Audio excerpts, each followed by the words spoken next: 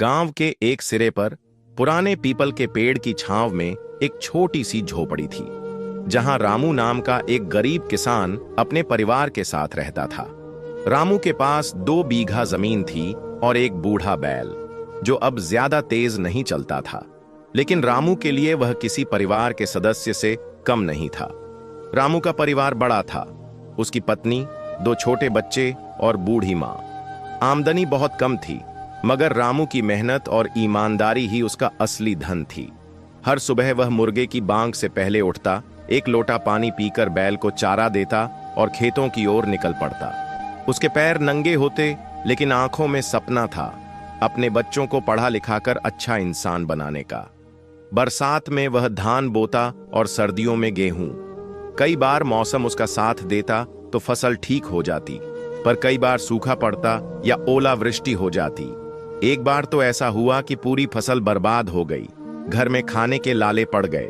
रामू को मजबूरी में गांव के साहूकार से कर्ज लेना पड़ा।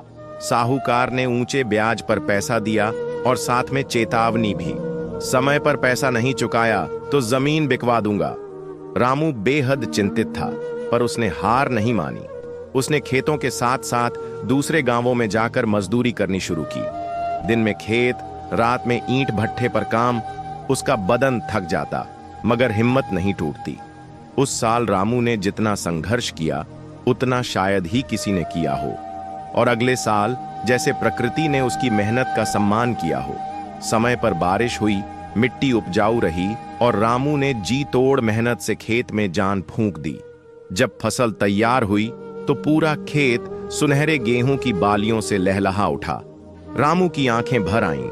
यह सिर्फ फसल नहीं थी, यह उसकी मेहनत, उसके सपनों और विश्वास की जीत थी।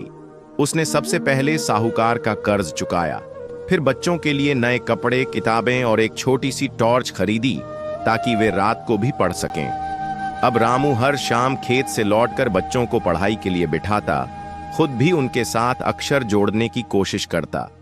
उसकी एक ही तमन्ना थी, मेरे बच्चों को कभी मेरी तरह गरीबी ना झेलनी पड़े। गांव के लोग रामू की तारीफ करने लगे। उसकी ईमानदारी, मेहनत और कभी न हार मानने वाला जज्बा सबके लिए मिसाल बन गया। धीरे धीरे वह गांव का एक सम्मानित किसान बन गया और उसकी कहानी आसपास के गांवों में भी सुनाई जाने लगी।